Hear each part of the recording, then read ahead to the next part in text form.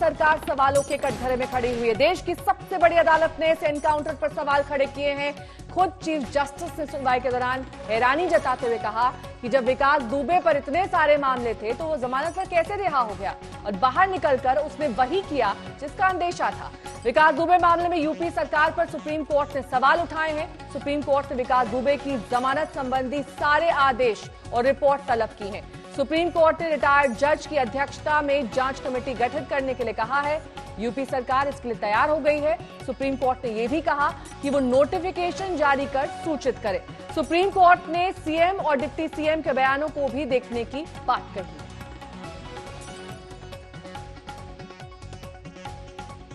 कुमार अभिषेक हमारे संवाददाता इस वक्त तमाम जानकारी के साथ हमारे साथ जुड़ गए हैं। संजय शर्मा हमारे साथ सुप्रीम कोर्ट से जुड़ गए हैं। सबसे पहले संजय, आपका रुख करते हुए, सुप्रीम कोर्ट ने आज क्या कुछ ऑब्जर्व किया है और क्या डिटेल दी है इस पूरे मामले में, जो कि एनकाउंटर से भी रिलेटेड हो सकती है? उन्होंने कौन कौन सी रिपोर्ट अब तलब की है?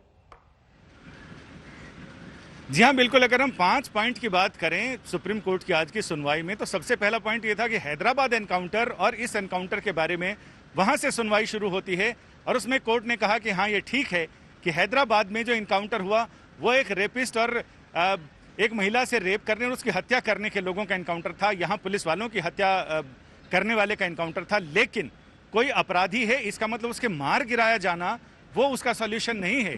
कोर्ट ने ये भी सवाल उठाए कि आखिर वहां से यहाँ तक उसे लाने में इसके पहले जो मुख्यमंत्री उप मुख्यमंत्री के बयान आए थे, कोर्ट ने वो भी तलब किए हैं।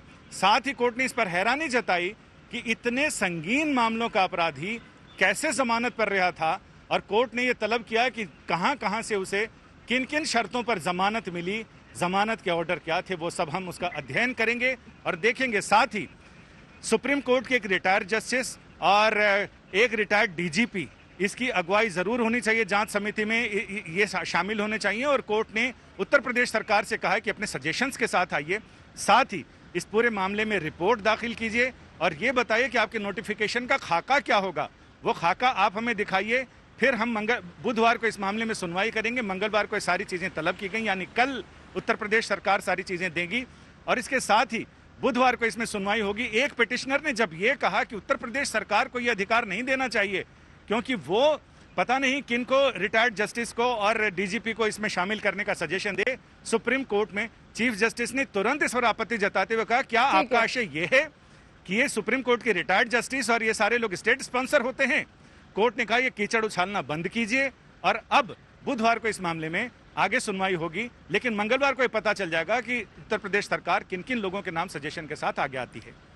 हमारे संवाददाता कुमार अभिषेक भी हमारे साथ जुड़े हैं। कुमार, ये सीधा सपाट मामला तो है नहीं, पहले ही इसमें कई सारी पेचीदगियां सामने आ चुकी हैं। ये सामने आ चुका है कि विकास दुबे के तार किस तरीके से पुलिस वालों से जुड़े हुए थे, किस तरीके से राजनीतिक पार्टियों का संरक्षण उसे प्राप्त था, और ये सारा मामला सुप्रीम कोर्ट ने भी ऑब्जर्व किया है और कई सारी रिपोर्ट तलब की है। ऐसे में लगता है आने वाले वक्त में बहुत बड़े बड़े लोग भी नप सकते हैं।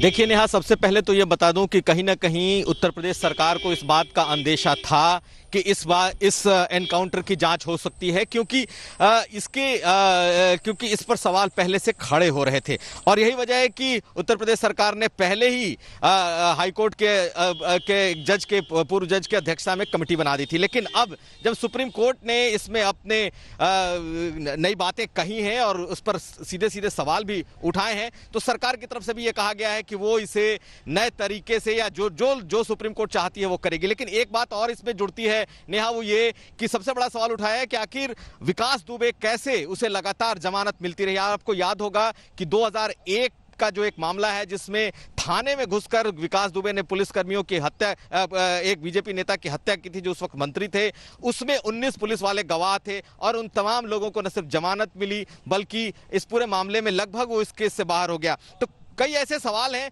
जो अभी भी अनुत्तरित हैं, उनका सवाल सरकार को जवाब देना पड़ेगा और सिर्फ एक सरकार नहीं, कई सरकारें, क्योंकि 2001 से लेकर अभी तक कई सरकारें रही। लेकिन निश्चित तौर पर चूंकि इस एनकाउंटर, तमाम जानकारी के लिए आपका